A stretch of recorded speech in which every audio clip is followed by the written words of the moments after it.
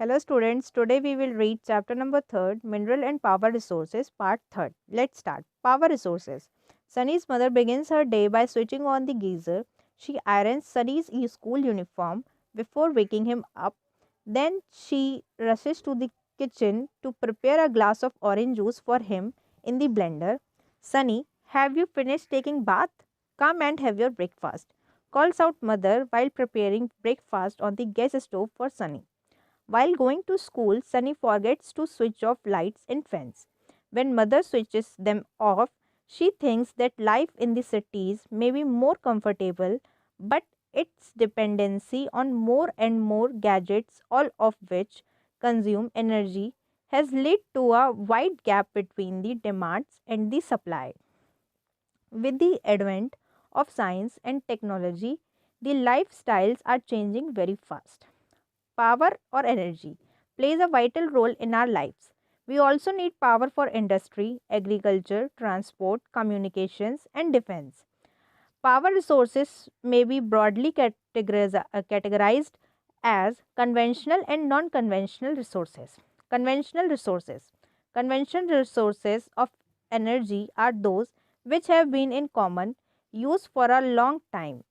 Firewood and fossil fuels are the two main conventional energy resources. Firewood. It is widely used for cooking and heating. In our country, more than 50% of the energy used by villagers come from firewood.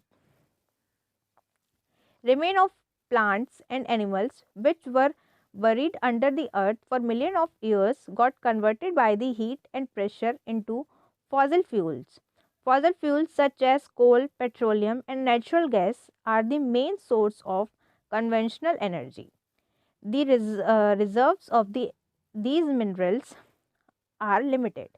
The rate at which the growing world population is consuming them is far greater than the rate of their formations. So, these are likely to be exhausted soon. Coal.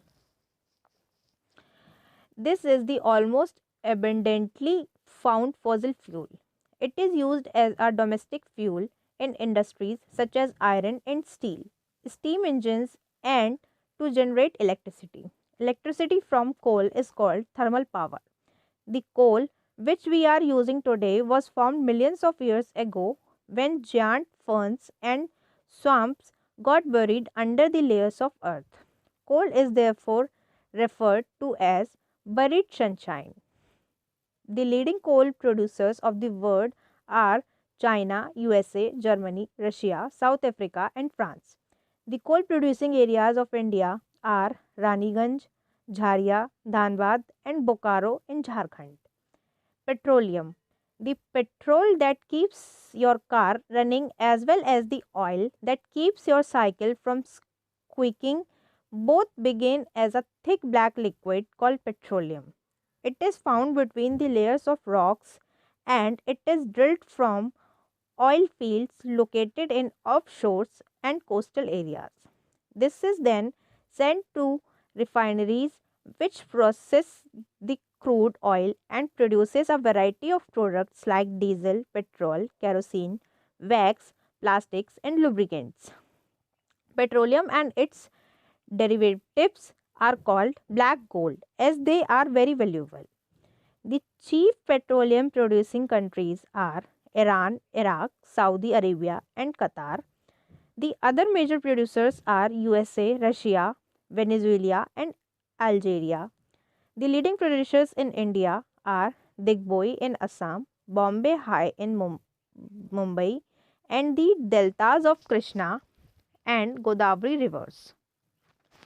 Natural gas. Natural gas is found with petroleum deposits and is released when crude oil is brought to the surface.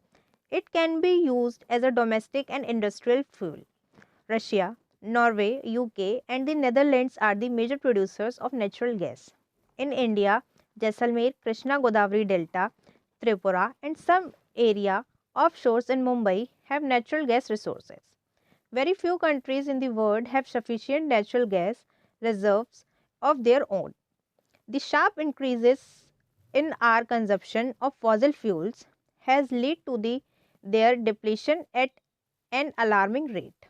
The toxic pollutants released from burning these fuels are also a cause of concern. Unchecked burning of fossil fuels is like an unchecked dripping tap which will eventually run dry.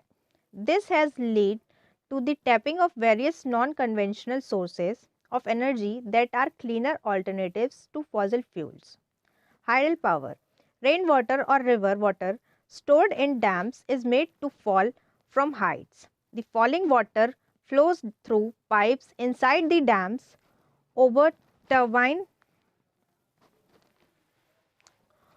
over turbine blades placed at the bottom of the dam.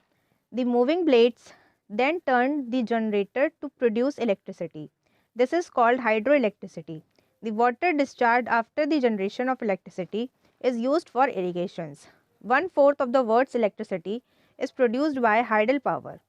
The leading producers of hydel power in the world are Paraguay, Norway, Brazil, and China. Some important hydel power stations in India are Bhakra Nangal, Gandhi Sagar, Nagarjun Sagar, and Damodar Valley projects.